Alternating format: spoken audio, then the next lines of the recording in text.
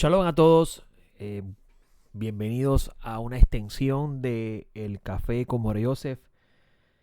La razón por la cual estoy dando, grabando esta segunda parte de lo que discutimos en la mañana de hoy es porque estuvimos hablando de Mateo 19:16 y por alguna razón que todavía no comprendo, la computadora que tengo tuvo un fallo y hizo un crash, se cayó y se apagó sola y prendió nuevamente.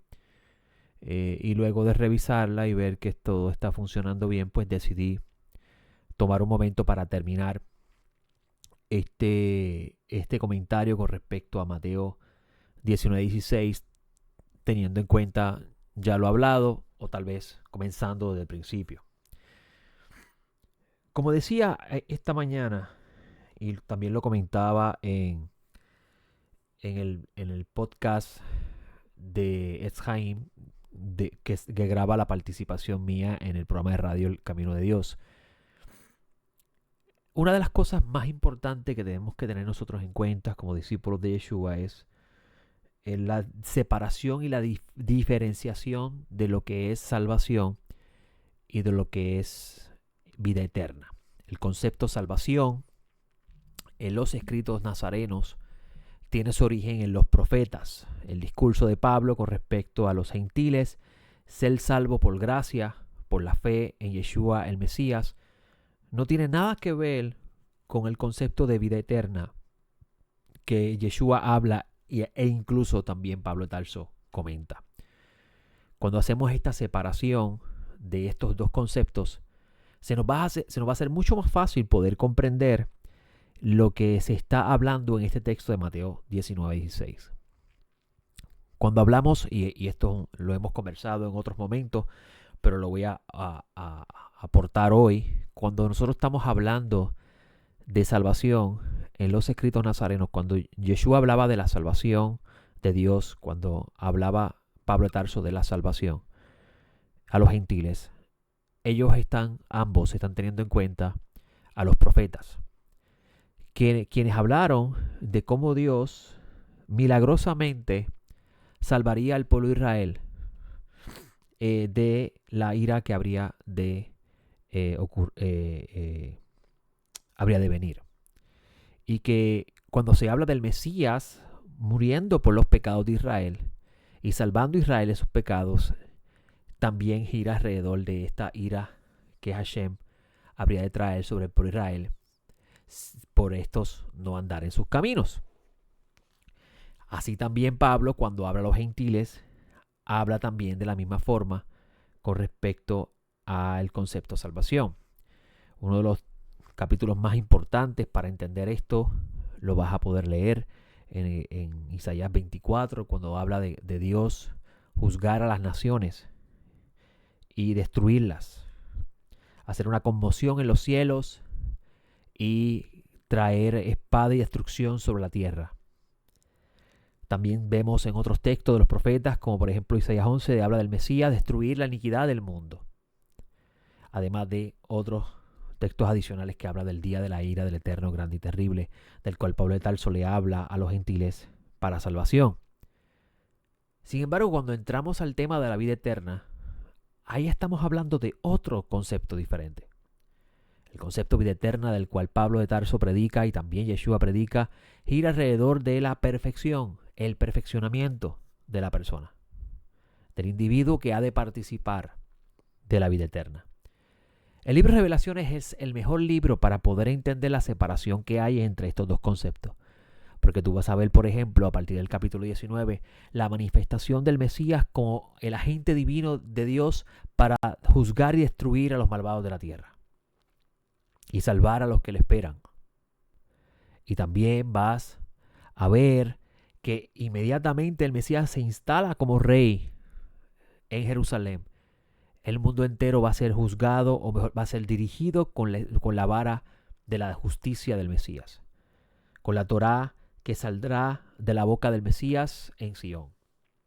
Y todas las naciones andarán a la orden del Mesías y según la ley divina que Dios ha entregado para Israel e enseñar al mundo.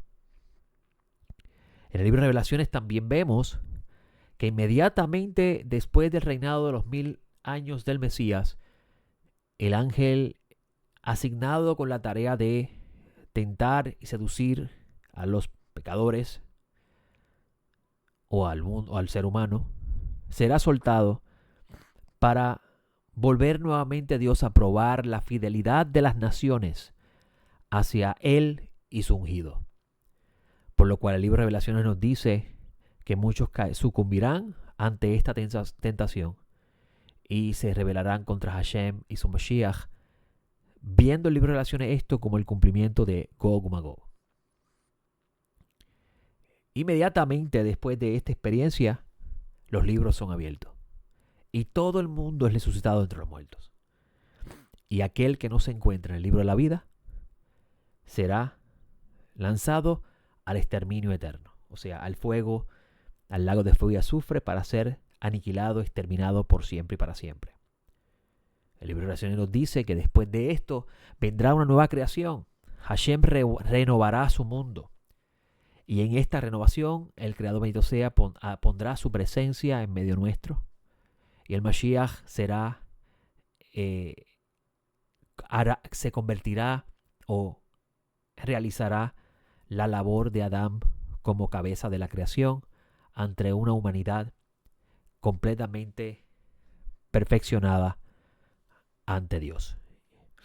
Y cuando decimos perfeccionado nos referimos al asunto de estar en estado correcto ante el Creador para poder así gozar de proximidad, aproximarse a Dios sin ninguna consecuencia letal.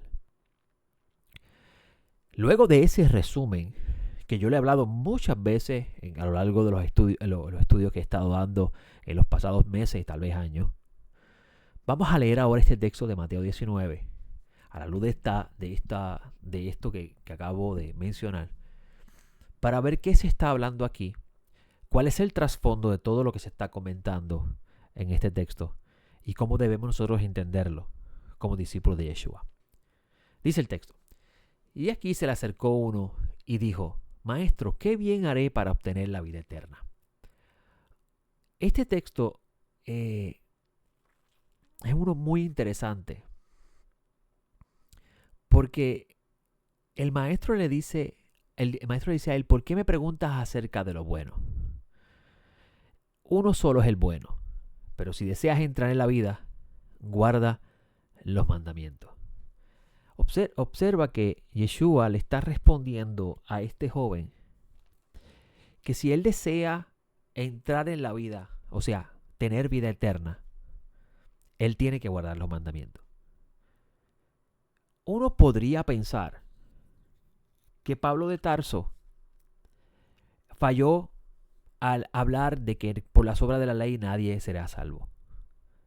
Y uno podría pensar también que esto es un texto entonces un poco confuso, porque si Yeshua está diciendo que la única forma de tener vida eterna es observar los mandamientos, entonces ¿para qué Él va a morir por nuestros pecados? ¿Para qué Él va a morir para que se manifieste la salvación sobre Israel? ¿Para qué el Mesías habría de venir a salvar a los que le esperan por fe si la salvación la obtenemos por medio de la observancia de los mandamientos? Pero vuelvo y repito, cuando hacemos una separación del concepto salvación y vida eterna, entonces podemos entender lo que está sucediendo aquí. Y por eso le digo que es sumamente valioso repasar el libro de Revelaciones, los capítulos 19 en adelante, porque ahí vas a poder visualizar mejor la diferencia entre la salvación que habría de traer Dios con la venida del Mesías y la vida eterna que habrían de recibir aquellos que observaron el camino y guardaron el camino de Dios. El hecho de que Dios le haya hecho una invitación a los gentiles a participar de esta salvación y poder entrar como un regalo inmerecido al reino mesiánico solamente por la fe en Yeshua el Mesías, como lo predica Pablo, no es una garantía de la vida eterna. Cuando usted conoce estos conceptos y los separa, va a entenderlo mucho mejor y va a disipar cualquier duda. Incluso podría a la misma vez subsanar el problema que ocurre en algunos círculos de raíces hebreas, cuando se empieza a hablar de Pablo como un falsante o como el creador del cristianismo, porque no se entiende la diferenciación de estos conceptos. Si usted quiere entender mejor el concepto de la salvación, de la ira que habrá de venir, Pablo lo menciona en Tesalonicenses, pero debe leer los profetas, porque Hashem habla del día del Eterno grande y terrible. Ahora, Yeshua le responde a este joven, guarda los mandamientos, y el joven le dice a Yeshua, ¿cuál es? A lo cual Yeshua responde, no matarás, no cometerás adulterio, no hurtarás, no darás falso testimonio, honra a tu padre y a tu madre, amarás a tu prójimo como a ti mismo. Yeshua le está hablando de los preceptos que tienen que ver con el trato al prójimo. Para poder tener vida eterna, la persona debe amar a su prójimo como a sí mismo, en resumidas cuentas. El joven le dice a Yeshua que todo eso él lo ha guardado. ¿Qué le falta? Yeshua le dice a él, si quieres ser perfecto, y ahí es donde entra un misterio muy importante a conocer, el concepto de la perfección. ¿Quiénes son los perfectos? Hay un concepto dentro del mundo judío que se llama el concepto de los sadikim. El sadik tamim es el justo perfecto, de lo cual Yeshua es la cabeza de todos ellos. El Mesías se entiende dentro del judaísmo que sería el sadik tamim por excelencia, el justo perfecto, probado en todo y encontrado sin mancha, dice el autor de la carta a los hebreos. Pero esto no fue reservado solamente para el Mesías, sino que también habrían algunos de alcanzar esa perfección como la alcanzó el Mesías. Ejemplo de esto lo vas a encontrar en el relato de los 144,000 del cual habla el libro de Revelaciones, que no mancharon sus ropas, que lavaron sus ropas con la sangre del Cordero, que siguieron al Mesías donde quiera que van. Interesante, siguen al Cordero donde quiera que vaya. Aquí vas a ver que el Mesías le dice, si quieres ser perfecto, sígueme. También va a hablar de ellos como aquellos que no se contaminaron con mujer, o sea, en otras palabras, no se distrajeron ni practicaron la inmoralidad sexual. En fin, estos 144,000 habla de los sadik tamim, los sadikim perfectos, que también siguieron las pisadas del Mashiach o siguieron el camino de la perfección de cual está representado en Mashiach. Y esto es importante porque dentro de la cristiandad se piensa que nadie puede lograr eso, algo que en el mundo judío no se piensa. Yeshua le dice a este joven que para poder alcanzar esa perfección tiene que desprenderse completamente del materialismo, de las posesiones. O sea, la única forma de que el ser humano puede alcanzar el estado de perfección que Hashem desea que alcance, lo cual todos alcanzaremos en la era del Mesías, en la era mesiánica, en el reino de mesiánico, aunque también Hashem reservó para algunos en esta era esa acción. Y uno de los libros que me ayudó muchísimo a entender esto es el libro de Hashem de Moshe Haim Luzzatto, donde él habla algo que también encontramos en la escritura, y es que Hashem dejó en las manos del ser humano el destino final de su vida, que él sea dueño de su propia recompensa. Pero Hashem también sabía que habrían seres humanos que por causa de la tumá y el aumento de esta impureza en su vida, se les iba a hacer muy difícil alcanzar este estado de perfección y por consiguiente necesitarían a un justo perfecto que diese su vida por ellos y también se convirtiese en el dueño de ellos. Esto lo dice Moshe Haim Luzzatto en su libro de Hashem. Por lo cual podemos ver que Yeshua se convierte en el dueño de todas las ovejas que le fueron asignadas, que si observas su mayoría fueron pecadores. Porque Yeshua vino a llamar pecadores. Ahora, este joven en particular, que era un excelente candidato para participar del concepto sadik tamim, del justo perfecto, lo único que necesitaba era desprenderse del materialismo, de la riqueza. A lo cual Yeshua le responde, si quieres ser perfecto, ven, vende todo lo que posee, a los pobres y sígueme. ¿Por qué debía seguir este joven al Mesías? Porque Yeshua le iba a enseñar el camino de Dios a él. Le iba a enseñar el camino de la perfección. Esto lo vas a ver claro, bien claro, en Revelaciones capítulo 7, capítulo 14, cuando habla de los 144,000. Pero este joven en particular, dice este texto, se puso triste porque era dueño de muchos bienes y se le hacía muy difícil desprenderse del materialismo para poder alcanzar la perfección al seguir al Maestro Nazaret. A lo cual Yeshua, y este título no le hace justicia al mensaje detrás de todo esto, hermano. Lo cual Yeshua le dice a su discípulo, aprovecha como maestro que era, le dice a su discípulo, la verdad que de verdad les digo que es muy difícil que un rico entre en el reino de los cielos. El reino de los cielos, amigos, no es ir al cielo. Esa idea de ir al cielo o ir al infierno es un concepto que nace mucho tiempo después de la muerte de los apóstoles por la intervención gentil de estos textos judíos y la interpretación de esto a la luz del pensamiento gentil. El concepto del Hades, como el gentil lo entendía, el concepto del cielo o lo espiritual, como el gentil lo entendía, se introduce sigilosamente en el pensamiento judío de estos textos cuando los primeros cristianos gentiles, comienzan a tomar control de esta literatura y comienzan a convertirse en los maestros sin la guía adecuada de un judío que conociese sobre estos temas. En sí, el tema del reino de los cielos, cuando Yeshua dice es difícil que un rico entre al Malhut HaShamayim, esto es una forma hebrea del mundo del segundo templo de evitar decir el nombre sagrado. Yeshua está hablando del reino de Yud-Heh Vav-Heh, del cual hablaron los profetas, que habría de venir a la luz del Mesías. Que el Mesías sería ese puente que llevaría a la humanidad al Olam Haba, al reino de Hashem. Continúa Yeshua diciendo, y otra vez os digo que es difícil, que es más difícil que un camello, que es más fácil, mejor dicho, que un camello pase por el ojo de una aguja, a que un rico entre en el reino de Dios. Al oír esto, los discípulos se quedan asombrados. Y aquí fue donde me quedé.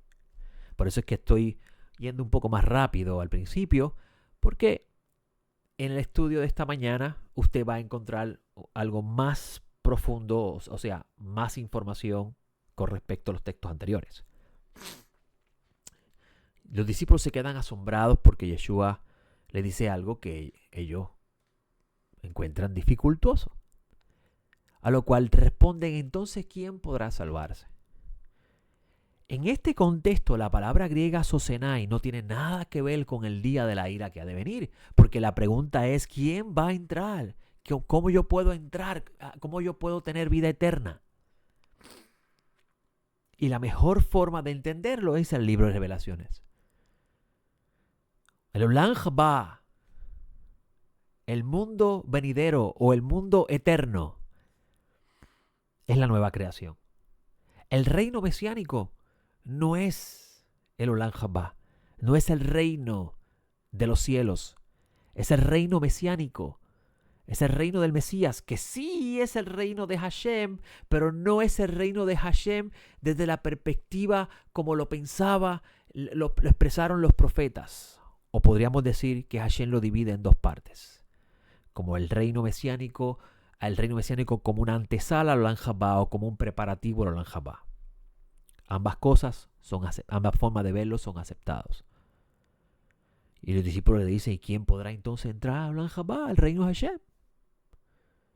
Yeshua le dice algo muy interesante, muy importante, que la única forma de entenderlo es conocer a los profetas. Yeshua mirándoles le dice a ellos, para los hombres eso es imposible, pero para Dios todo es posible. ¿Por qué le dice eso Yeshua a sus discípulos? ¿Será que Yeshua está apuntando aquí a su muerte vicaria como el remedio de Dios para tener vida eterna? ¿O será acaso que Yeshua está apuntando a unas palabras de los profetas o a una idea que manifiestan los profetas que muy bien la audiencia judía podía entender porque este libro es un libro judío? Yo le puedo decir que la última aseveración es la correcta. si entendemos que en los profetas es donde está la respuesta a lo que Yeshua está diciendo, vamos a poder comprender mejor lo que Yeshua dice. Tú vas a encontrar en el profeta Ezequiel que Hashem habla por medio del profeta de cómo él limpiaría al pueblo de Israel y pondría su espíritu en ellos para que ellos anden en sus caminos, guarden sus preceptos y los pongan por obra. O sea, Dios haría que lo imposible para el ser humano se haga posible. Pero no son solamente eso. Vas a encontrar también en Jeremías, como el profeta Jeremías dice que Hashem haría un nuevo pacto con su pueblo y que pondría sus leyes en su mente, en su corazón. O sea, pondría en ellos tanto el querer como el hacer. Así que lo que puede ser imposible para el ser humano, para Hashem es posible, en las palabras de Yeshua. Dicho esto, podría ser, Yeshua estaría diciendo en otras palabras que es bien difícil para un ser humano por sí mismo lograr entrar al mundo por venir. Pero si Hashem está con él, todo es posible. En palabras de los jabinos, el que se santifica, el cielo lo ayuda a santificarse. Ahora, mira lo que dicen los discípulos al maestro Nazaret. Pedro le dice, nosotros hemos dejado todo y te hemos seguido. ¿Qué pues recibiremos? ¿Qué recompensa hay para nosotros? ¿Hay una recompensa por seguir al maestro Nazaret y sus enseñanzas? ¿Hay una recompensa por desear alcanzar esa perfección? Yeshua le dice a ellos, yo les digo que en verdad que cuando los que me habéis seguido en la regeneración, cuando el Hijo del Hombre se siente en el trono de su gloria, y esto se refiere a la era mesiánica, os sentaréis también sobre los 12 tronos para juzgar a las 12 tribus de Israel. O sea, Yeshua le está anticipando a los discípulos que todo el que lo siguió aquí ahora, en la era mesiánica, tendrá un espacio en su reino. Qué interesante, ¿no? ¿Sabes por qué esto es bien interesante? Porque si vamos al libro de Revelaciones, capítulo 19, o específicamente el 20, después de que el Mesías aparece, vamos a mirar este texto. Y yo quiero que ustedes vean quiénes son los que están con el Mesías en esta era mesiánica, reinando con él, y quiénes son los que son tentados a revelarse a Hashem y a su Mashiach. Vamos a ver esto. Y vi un ángel que descendía del cielo teniendo la llave del abismo y una gran cadena en su mano. Y prendió el dragón, la serpiente antigua, que es el diablo y Satanás, y lo ató por 1000 años. Y lo arrojó al abismo y lo encerró, y puso un sello encima de él para que no engañara más a las naciones, hasta que se haya cumplido 1000 años. Mire qué interesante. Hasta que no engañara más a las naciones. O sea, el mismo libro de Revelaciones nos está diciendo que no es el judío el que es engañado con respecto a lo que es verdad y mentira, sino es las naciones. Eso es lo que está diciendo el libro de Revelaciones. Por eso es que a mí se me hace bien difícil comprender cómo hay personas que se atreven a decir que son los judíos los que no entienden la Biblia y que somos nosotros los que entendemos la Biblia, cuando claramente la Escritura dice que es lo opuesto. Y dice el texto, después de estas cosas es necesario que él sea desatado por un poco de tiempo. Y vi tronos, y se sentaron ellos y les fue concedido juzgar. ¿A quién se le está hablando ahí? Ahí se está hablando, de ahí se está hablando de lo que está diciendo el libro de Mateo. Los que siguieron a Yeshua se sentarán, los 12 discípulos se sentarán a juzgar las 12 tribus de Israel. Los que fueron discípulos de Yeshua hasta su muerte y eventual resurrección tendrán participación en el reino mesiánico como jueces del Mashiach. ¿Por qué ellos tendrán eso? Porque abandonaron todo en la búsqueda de la perfección, guiados por el Mashiach. Después dice el texto, vi también en las almas de los decapitados por causa del testimonio de Yeshua y por causa de la palabra de Dios. O sea, los que habían muerto por la fidelidad al Mesías y por la Torá de Hashem. Por la Torá de Hashem. Y no diría yo la fidelidad del Mesías, sino el testimonio de Yeshua. Testificaban que Yeshua era el Mesías. Pero no solamente testificaban que Yeshua era el Mesías, sino que también por causa de la Torá de Hashem. Y los que no habían adorado a la bestia ni a su imagen, y sobre eso hemos hablado en otro momento, ni haber recibido la marca en la frente ni en su mano y volvieron a vivir para reinar con el Mesías 1000 años. Esta es la primera resurrección. A esto alude Pablo de Tarso cuando habla de la primera resurrección. Pero los demás muertos no volvieron a vivir hasta que fueron cumplidos los 1000 años. O sea, aquí hay algo bien importante que usted debe saber. El judío no se le va a privar la entrada al Olam Jabá por no creer que Yeshua es el Mesías. Eso es una mentira de la iglesia. Mire lo que dije. Al judío no se le va a privar la entrada al Olam Jabá por no creer que Jesús es el Mesías. ¿Por qué le digo esto? Porque si usted logra separar la diferencia entre vida eterna y salvación, usted va a poder entender esto. Todos los que están en el Mesías y esperan al Mesías resucitarán con él. Pero también se habla de las naciones entrar en el reino mesiánico. Las naciones entrar en el reino mesiánico. O sea, los gentiles. Bienaventurado y santo el que tiene parte en la primera resurrección. La segunda muerte no tiene potestad sobre estos, sino serán sacerdotes de Dios y del ungido y reinarán con él 1000 años. Cuando los 1000 años se cumplan, Satanás será suelto de su prisión y saldrá a engañar a las naciones. Mire qué interesante, es a engañar a las naciones.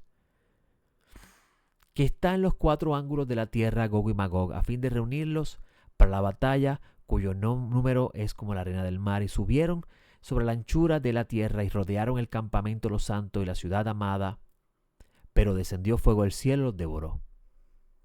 Y el diablo que los engañaba fue arrojado al lago de fuego y azufre, donde también está la bestia y el falso profeta, y serán atormentados día y noche por los siglos de los siglos.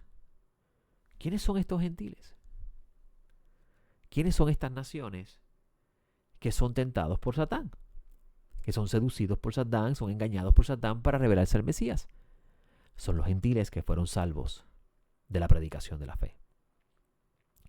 Pero la clave de entender esto es tener en cuenta cuándo esta carta fue escrita. Cuándo este documento fue escrito. Este documento fue revelado por Yeshua, o mejor dicho, fue revelado por Dios a través de Yeshua a Juan en Patmos, el último apóstol. Ya Pablo murió, ya Pedro murió, no hay nadie más, y él no ha visto el retorno del Mesías. A lo cual Yeshua le revela a él que hay un evangelio que se predicará a los gentiles antes de su venida, y no es el evangelio que está predicado por Pablo. Por tanto, Pablo le dice a esos que ellos, si están en el Mesías, participarán de la primera resurrección. Porque para Pablo el Mesías venía en su tiempo. Pero al Pablo no regresar, mejor dicho, al Yeshua no regresar, Yeshua revela a Juan que sí va a regresar. Solo que tiene que suceder una serie de cosas primero. Y entre esas cosas está que luego se va a predicar un evangelio a los gentiles que no es el mismo evangelio que se le predica a Pablo. Que predica Pablo, quiero decir. Y vas a ver que estos gentiles también participarán de la salvación, pero no serán como los de la salvación que predicó Pablo a estos gentiles. Porque este evangelio es diferente al de Pablo. Cuando tú pones eso en su lugar, cuando tú tienes cada documento ubicado en su tiempo y en su lugar, la lectura hace sentido y la comprensión de las ideas arrojan luz. Luego de este suceso, por eso es que hemos enseñado en nuestro centro de estudio muchas veces que hoy en día les puedo afirmar y les constantemente repito, ser salvo de la ira que ha de venir no es una garantía de vida eterna. Es ser salvado del día del eterno grande y terrible, habiendo aceptado el evangelio que predica el ángel. Tomar las cartas de Pablo para construir o perpetuar el concepto de una iglesia que nada tiene que ver con Israel, que nada tiene que ver con el Mesías judío, sino un Mesías universal, gentil, es errar y fallar a la verdad de cómo estos documentos fueron construidos y cómo estos documentos se ubican en su lugar y tiempo. Si tenemos en cuenta la ubicación de estos documentos en su lugar y tiempo adecuado y tenemos en cuenta el contexto y trasfondo detrás de todas estas palabras, nosotros nos vamos a dar cuenta, y lamento decirlo, que la idea de la iglesia y el cristianismo tal como lo conocemos es una creación gentil enajenada de la realidad de los documentos conocidos como el Nuevo Testamento o los escritos nazarenos, que es la forma correcta de decirlo. Y por eso es tan valioso ubicar todo en su lugar para que las piezas encajonen muy bien. Vas a ver en el versículo 11 de este texto que estamos leyendo que entonces se habla de unos libros y vas a ver que están allí descritas las obras de cada ser humano. Y todo el que se encontró en el libro de la vida entró a Olam Jabá. Qué interesante, ¿no?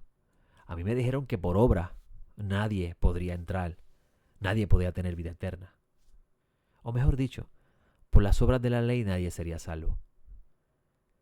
Y es cierto, nadie será salvado de la ira que ha de venir por las obras de la ley, sino por la fe en el Mesías. ¿Qué significa eso? Esperar al Mesías. Pero esperar al Mesías demanda del ser humano una forma de vida. Una vida santa, una vida correcta. Una de las cosas bien interesantes del judaísmo es que el judaísmo dice que es una obligación creer en la venida del Mesías. Y aunque Él tarde, hay que esperarlo. Eso significa que hay que vivir todos los días consciente que el Mesías puede regresar en cualquier momento. Hay que tener esa fe de que el Mesías vendrá.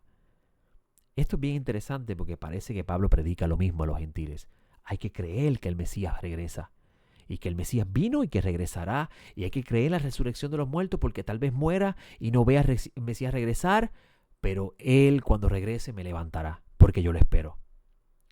Pero esa acción también demanda de una conducta adecuada, de una forma de vida limpia, que de seguro, en el lenguaje del tiempo de Pablo, no se podía observar la Torá como podría observar un judío en el tiempo de Pablo.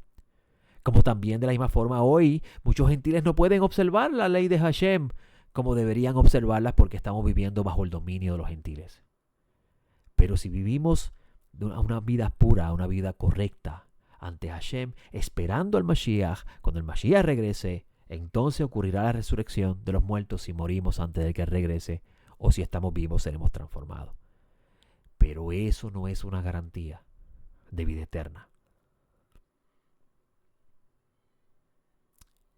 Con esto los dejo en la mañana de hoy, o mejor dicho, en la noche de hoy, porque esta grabación es de la tarde de hoy. Y los invito otra vez a reflexionar y a entender que hay una gran diferencia entre salvación y vida eterna. Y que lo que se está hablando en Mateo 19 es el concepto de entrar a Olam Jabá, lo cual Yeshua afirma que para poder entrar a Olam Jabá hay que guardar los mandamientos. Y si usted presta atención a los profetas, usted va a ver que los profetas dicen que el Mesías le enseñará la Torá a las naciones y las regirá con vara de hierro. ¿Para qué? Para ayudarlos a entrar al Olam Jabá. Bueno, le hablo Joseph, le doy gracias por concederme esta media hora y espero haberme explicado mucho mejor de lo que pude hacer esta mañana por razón del problema de la computadora. Pendiente a nuestros anuncios en nuestro canal de Facebook o nuestra página de Facebook y nuestro canal de YouTube para que pueda seguir viendo nuestros videos y estudios. Y en nuestra página web El Camino Nazareno podrá encontrar más estudios parecidos a este, pero ya desde el Centro de Estudios Hebraico El Camino Nazareno en Ponce. Nos vemos la próxima. Shalom.